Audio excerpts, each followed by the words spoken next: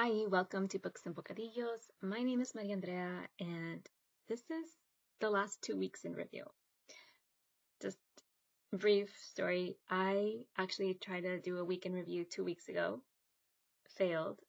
I tried to do one yesterday, completely I think I talked way too much, and I was trying to cut it down, and the editing was exhausting.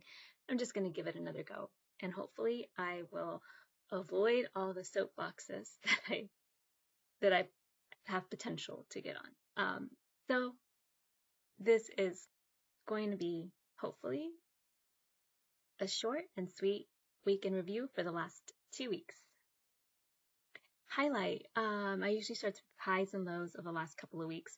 I think the biggest high of the last couple of weeks was this weekend, Labor Day weekend. I hosted a family game night, like board game night, and my family came and we had Mexican train dominoes, we had Clue, the kiddos played Jenga and tag and hide and seek, and it was just really fun. I hosted here at my house. And then yesterday, I hosted supper club with my friend, and we had a Chinese inspired dinner. So I made fried rice, vegetable fried rice, and my friend made a deconstructed egg roll, deconstructed tofu egg roll. And it was really, really good. We had a great time, and I'm looking forward to our next supper club. Low. I think the biggest low of the last couple of weeks was there was the week that we were finishing up our detox, which was last week. So I finished my detox exactly a week ago today. And Monday of last week, my husband was out of town. He went to Corpus for a few days. And I initially thought it's going to be the most productive week because I'm going to be alone and I am going to do a lot of filming and I'm going to do a lot of things and I had home projects I wanted to tackle. And none of that happened. Instead, I went book shopping, which I didn't need to do, and just did stuff, but nothing that I had hoped to accomplish. So that was that. I posted about in my community post that week that my husband was in Corpus Christi, that I'd gone book shopping and I regretted nothing with memes. Kind of did, but I was trying to tell myself that, okay, it happens. I'm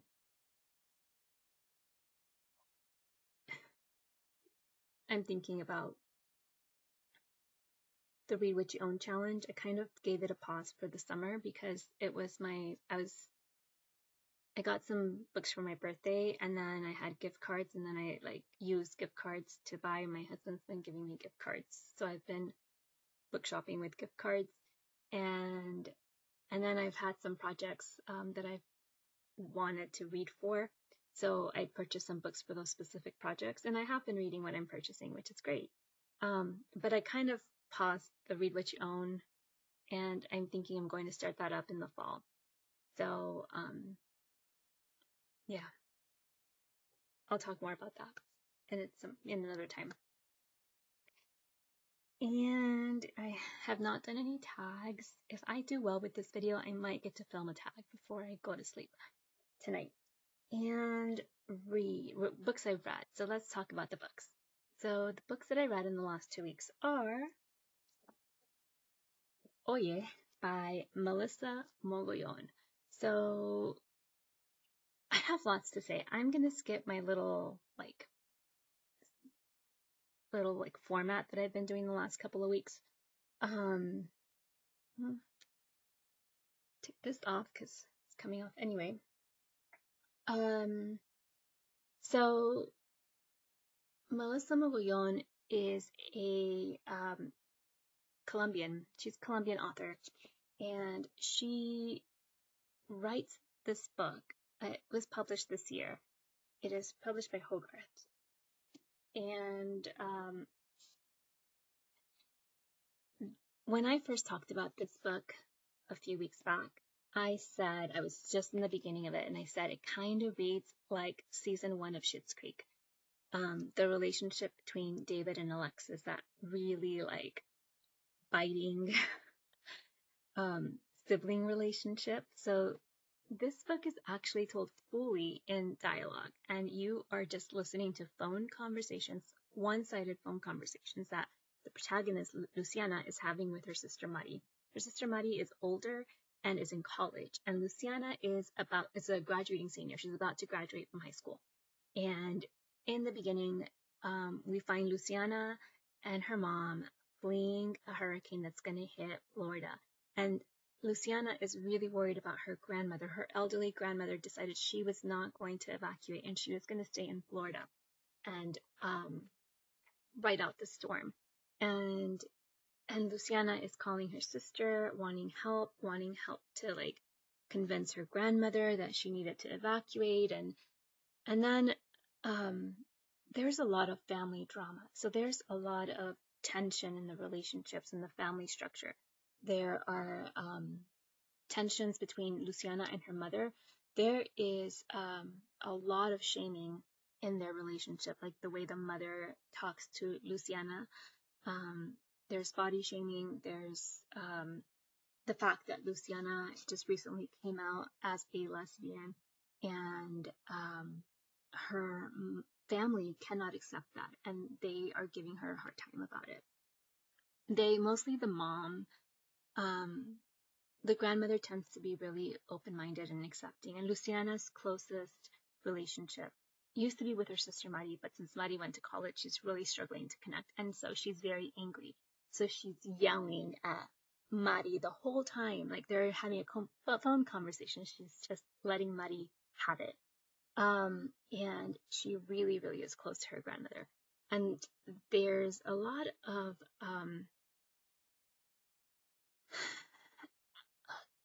of like tension with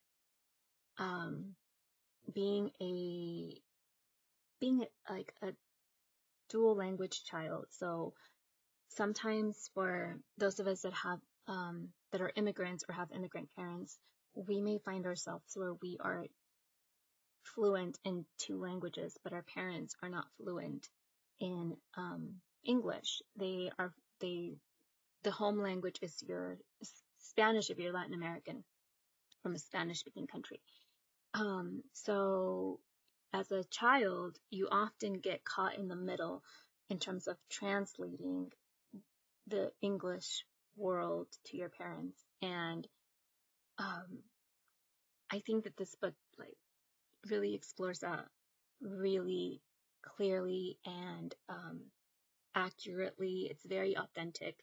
This is an own voices book, so it's very, very authentic. I loved everything about this book. Initially, it was a bit grating because of how much they disliked each other. Like how much, not that they disliked each other, but how difficult it was for Luciana to accept that her sister was not coming back and was not going to be as active in the family as she had maybe once been, and as not as active as Luciana wanted her sister to be. So that was initially difficult because you're just listening to people being angry at each other, and it was a lot of drama. So I've heard this book described as a telenovela. It does have telenovela, like over the top drama vibes. There's a lot of family like dysfunction. You like complicated families. This is a great book about complicated family. I'm gonna just insert that here. So usually I recommend a podcast. The podcast I want to recommend now is the Stacks podcast hosted by Traci Thomas. Episode 322, I believe it is. Yes. The title of the episode is, I think, Voicy is Great with Melissa Mogollon. In that podcast episode, Traci talks about how she described this book as voicy and said she meant it in the best way possible. And Melissa Mogollon says she took it as like a compliment. The voice, Luciana's voice in this novel, Luciana is the protagonist, so her voice is loud. And that's what Traci meant as like voicy. It's a loud, loud voice. You feel it. Like you hear it, you feel it. It comes from an authentic place. I also really want to say about this book that when I first heard about it, when I first purchased it, I thought I was purchasing a YA book. I pre-ordered it because it was going to come out on my birthday. So this was a birthday gift to myself. I pre-ordered the audiobook. I loved it so much. I went to the store and actually bought myself a physical copy because a thing about me, whenever I rate a book 5 stars or whenever I think a book is a book that I absolutely love, that usually a book that is 5 stars is a book that I want to have on my shelves. I want it to be a part of my library. And that's how I felt about this book. This book is a book that on Goodreads I gave it 5 stars. If you ask me for a rating, I'm going to tell you I gave it 5 stars. And it is a book that I want in my library on my shelves. I thought it was YA, and Melissa Mogollon said in the podcast episode that she didn't want it to be YA because it would limit the audience that would access this book. And I think that is so sad.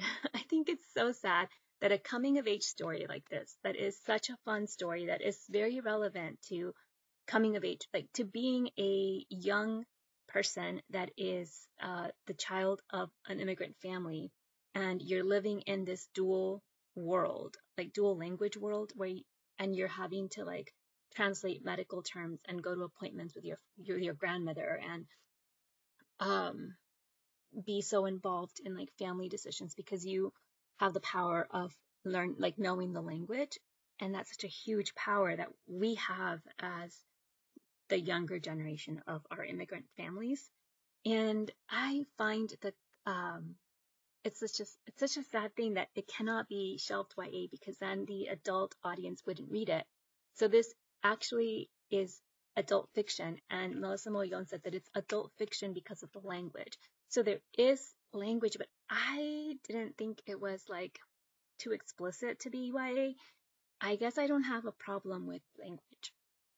I don't have a problem with language in YA lit. Maybe that's why YA books get banned, because of explicit language.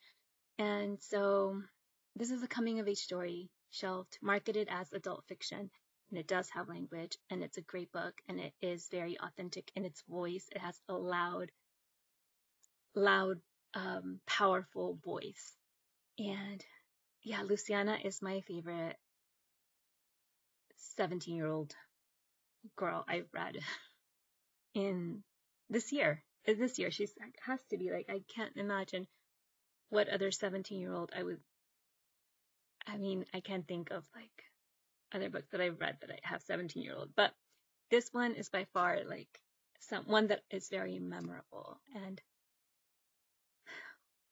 I always kind of think if I were to go into like academia and teach social work, this is a book that I would have as required reading.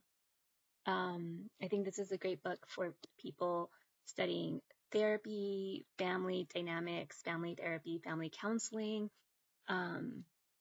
This is a great book to read and to like do like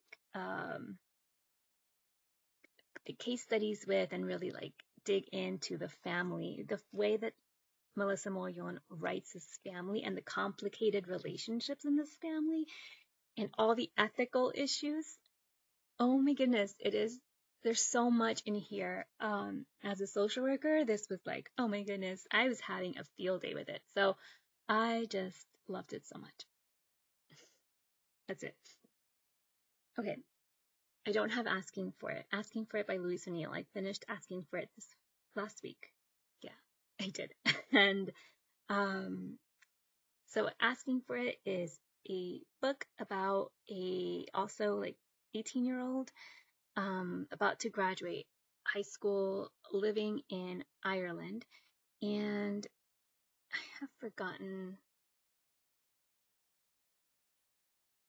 Emmy. Her name is Emmy. The main character's name is Emmy O'Donovan. She is about to graduate. She's goes to a party, and the party goes horribly wrong, and she goes through a traumatic experience in which she experiences public shaming. And this is kind of told back and forth in time between what happened and then where we're at now. And there's like, starts out in the present, goes back in time.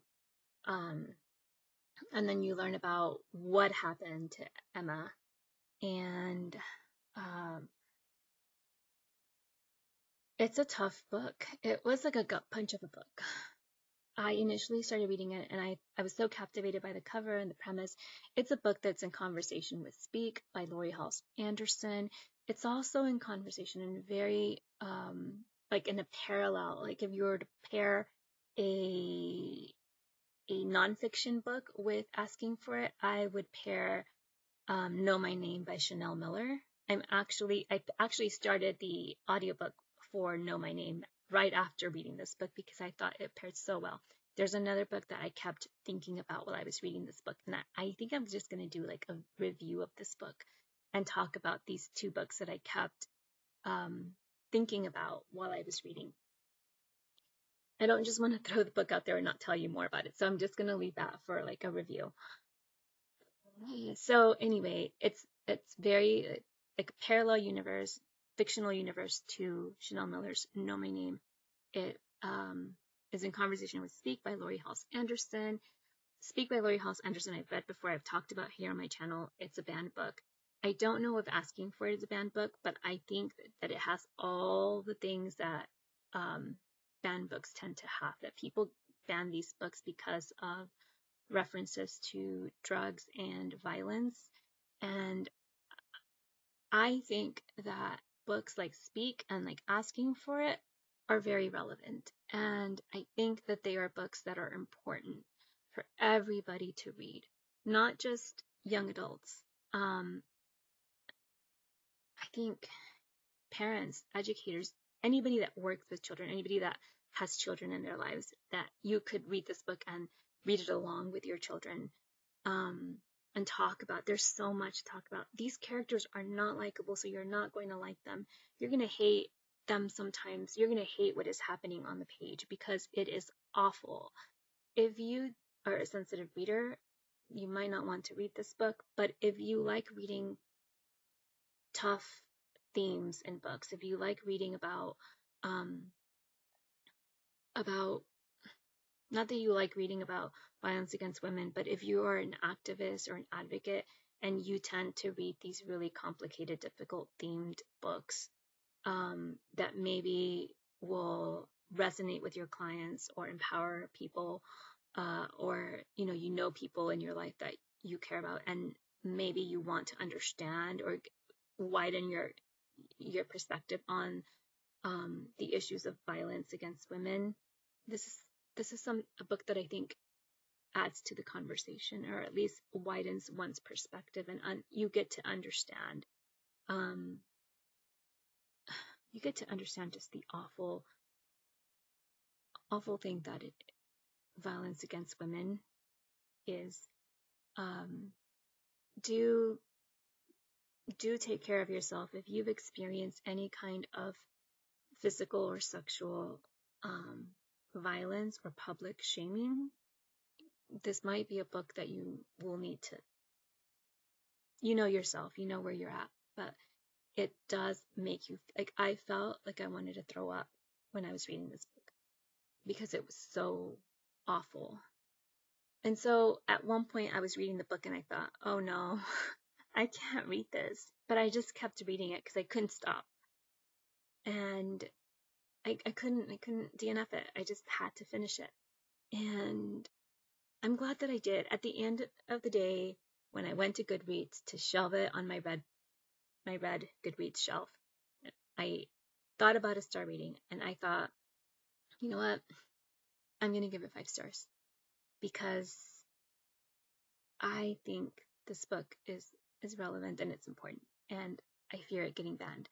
And so I did, and I struggled. Like, throughout the whole time I was reading it, I was 4 stars, 3 stars, DNF, and then I ended up giving it 5 full stars because I want it. Like, I want to go purchase it. I want to put it in my library. I want to read it with nieces and nephews, and I want to continue to grow in these conversations about issues that affect not just women. Men experience violence too, and maybe I don't want to gender the issue too much, but sexual violence and public shaming and and the way we use social media, all of that is part of this conversation. So I'll probably do a review on it because I have a lot of thoughts that I need to unpack, and I still am processing, as you can tell. Next, I read another very difficult read, Liliana's Invincible Summer by Cristina Rivera Garza. I first heard Melinda from Web of Stories talk about this, and then Angelia from Read and Reread read it. And after I heard Angelia's review of this book, I had to get it immediately. I purchased the audiobook and I listened to it, and I loved it so much. I went and I got the physical copy because I wanted this on my shelf. Will I reread this? Maybe, but I mean, I really love this. I loved Cristina Rivera Garza's writing. This is a nonfiction. It is like a sister's search for justice. So it reads a bit like a true crime, but also like a memoir. So Cristina Rivera Garza writes about the death of her sister. Her sister is murdered by an intimate partner, and Cristina Rivera Garza goes on a mission to try to bring justice because Liliana, I wanted to call her Luciana. Liliana's death is never, there's never any consequence to it. It gets buried in paperwork and red tape. And Cristina Rivera Garza goes to Mexico. This takes place in Mexico, so she goes to the Mexican government offices and she's trying to get evidence and access to documentation about the incident, the murder, the crime scene, and she's struggling. This was such a good book. It was so well written. And partly because I am from Mexico, so as I was reading, I was like, oh, I can see that office. I can see how the government offices work, what it feels like to be inside one of those offices. I felt like I'm very familiar with the femicide issues. It's something that I follow. I think that there's been a lot of talk in all sorts of media, all sorts of attention on femicide in Latin America and particularly in Mexico. It's an issue that I am passionate about and interested in reading about. So this is why it was important for me to have this book.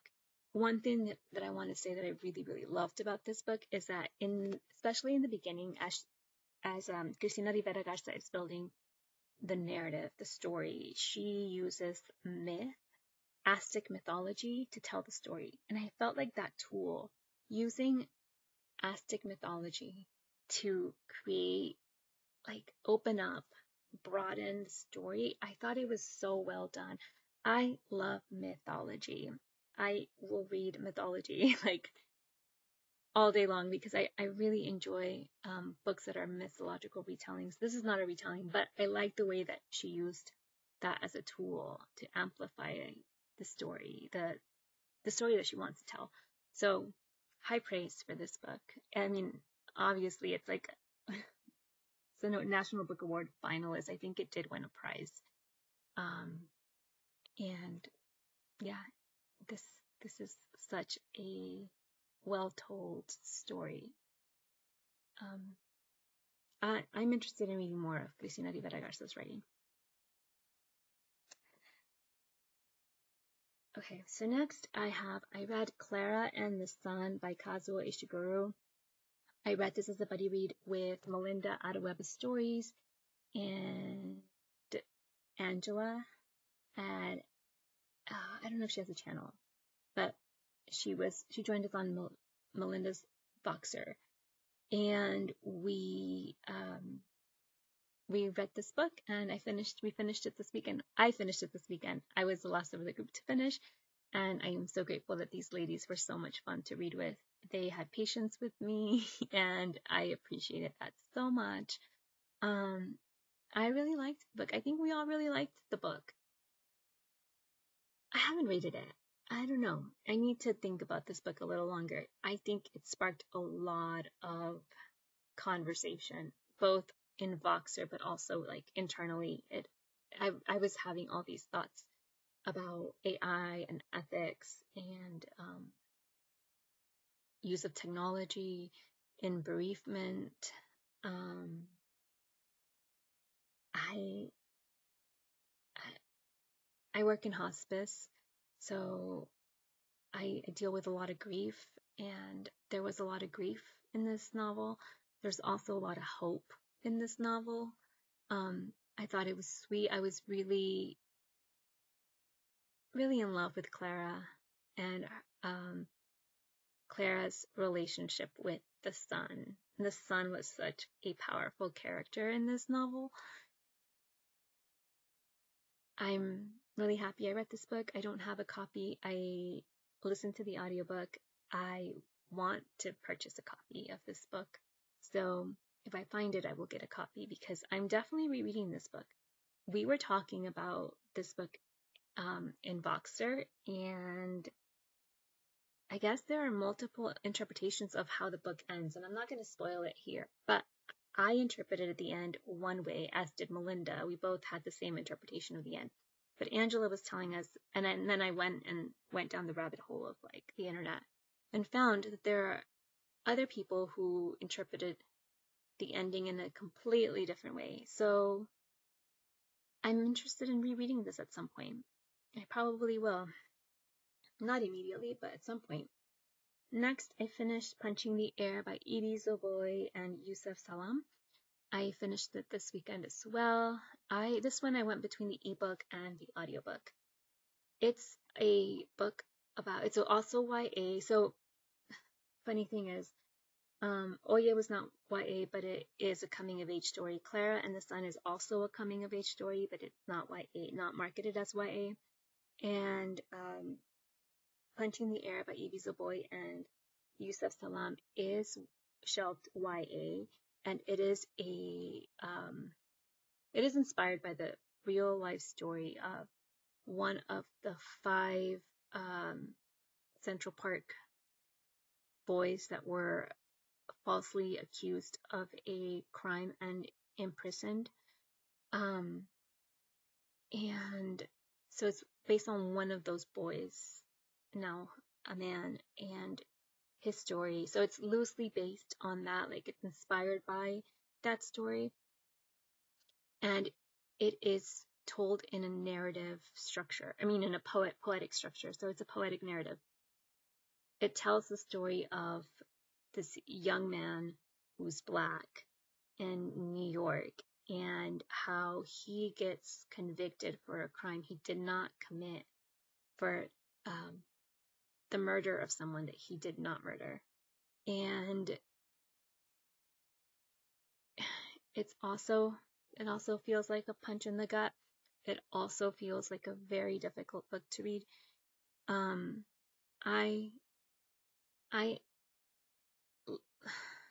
hate using the word liked and enjoy because that's not what I mean to say, but I find that books that deal with themes of incarceration and the criminal injustice system are books that are important for me to read.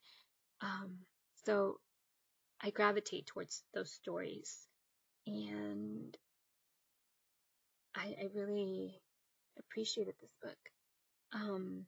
It's beautifully written, the poetic structure of it. I love poetry, and I like a story told in verse. So for me, it was wonderful. It reads quickly because it's like short poems. Each chapter is a poem, and so it was good to hear the audio before the cadence, and it's so like such a good audiobook to listen to. It went by fast. It reads pretty fast because of the structure, and I haven't rated it on Goodreads, and I don't know, I'm not sure that I will. I feel like I loved it. I don't know that I'm ready to rate it yet, but I enjoyed it. And then I needed something light, and I'm glad I had something light on hand because I've read a lot of tough books. So my light read was Hirayasumi, Volume 1, and this is a manga, and it is a Japanese, it's about a Japanese 29-year-old young man named Hiroto Ikuta, and he has what's the word? Like an unlikely friendship. He strikes an unlikely friendship with an elderly woman, and that friendship with this elderly woman changes his life.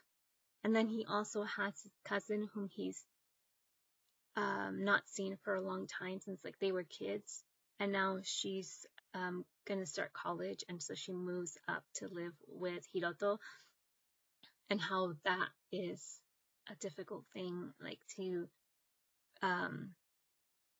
get to know your cousin all over again. Like now that you're older, you haven't seen each other in years, and you've grown up and you've grown apart. And so the complicated relationship of family, like a distant family relationship surfacing again and reconnecting with someone from your past, and then the unlikely friendship that he is changed by.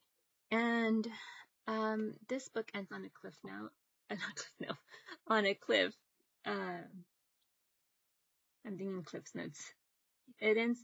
It leaves you with a cliffhanger. Is what I meant to say. And I want to know what happens with Hiroto and his cousin.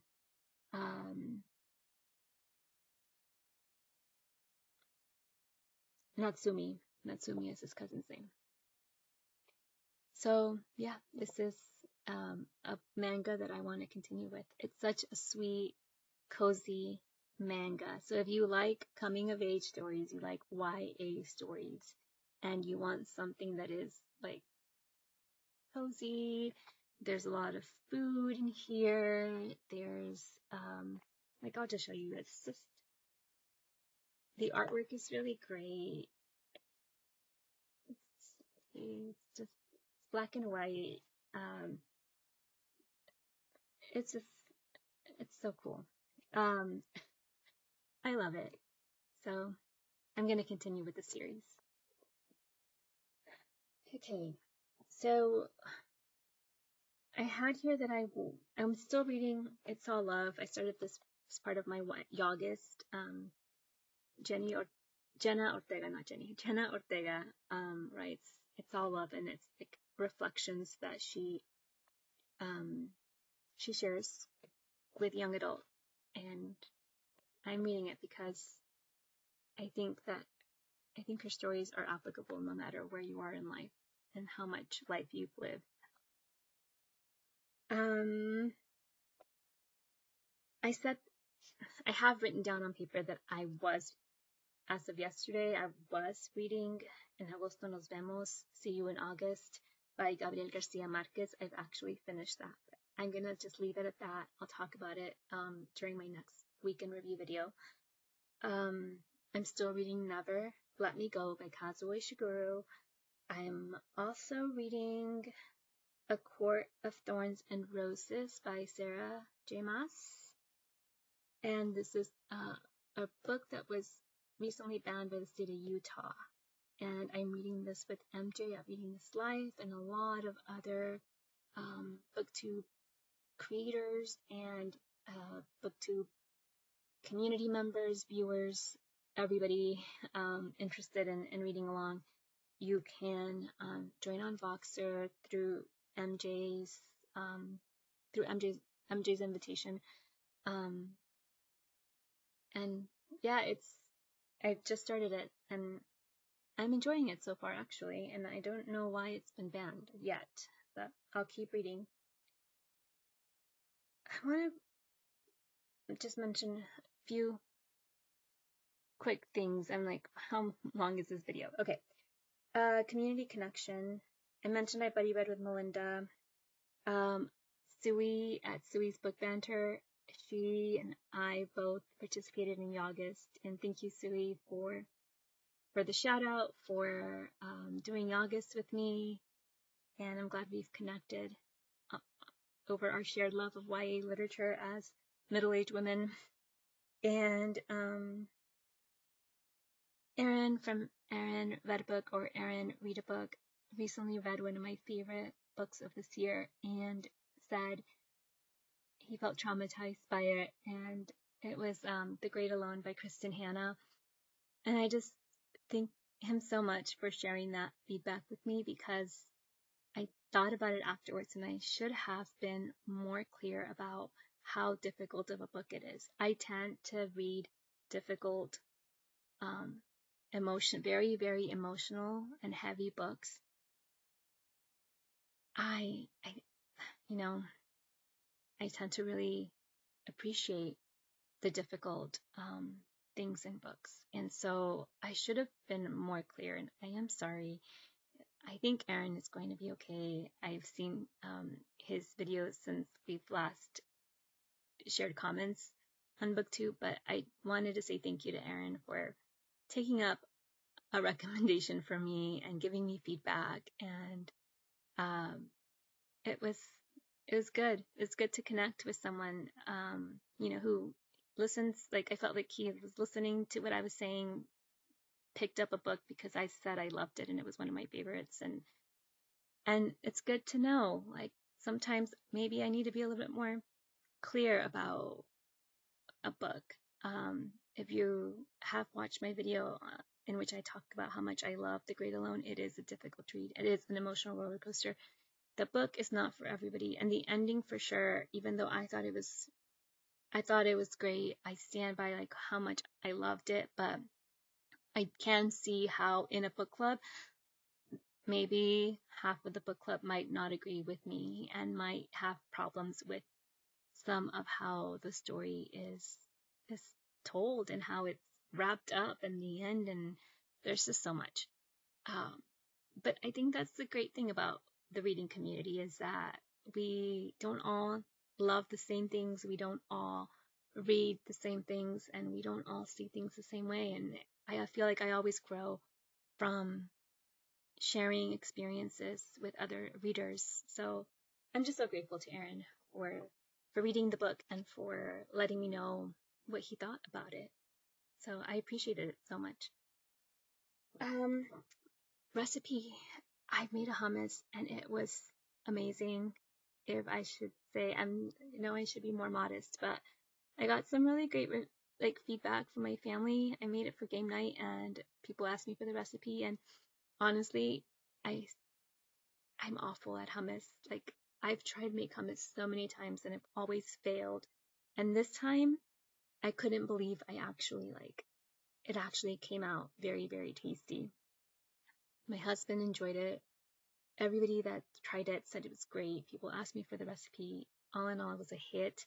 I would do this recipe again and again and again. And so I'll try to share that. If I don't get to share it in the description box, I'll have to post about it in the community post. So just give me some time. And I am looking forward to September. So I'm looking forward to participating in Shorty September. I'm probably going to try to post that on the community post too. I'm looking forward to Short Story September with Angelia at Read and Reread. I am looking forward to Hispanic Heritage Month. So Hispanic Heritage Month starts on the 15th of September, and it goes through October 15th. I usually extend it a bit because I'm still reading for the spooky season. Sometimes I read stuff about Dia de los Muertos, and Dia de los Muertos is November 2nd. So sometimes I just because I'm a slow reader and because I'm still reading, sometimes I'm reading along the lines of cultural themes for Dia de los Muertos. I tend to extend that Hispanic Heritage Month to include Dia de los Muertos holiday in that celebration, because I love Dia de los Muertos. And so I'm excited for all of those things. I'm planning a silent reading party. I am traveling this month. I'm going to Houston and I'm going to Portland, and I'm just so excited. I can't wait to visit Powell's bookstore. And I'm really grateful that one of the prompts for Shorty September is to buy a book. And so I think when I go to Portland to visit Powell's, I'm going to allow myself to do 4 books. I'm going to buy 4 books, and I think one of them is going to be a shorty for that prompt. And so that's what's happening in my little corner of the world. And I thank you so much for watching. Hasta la próxima.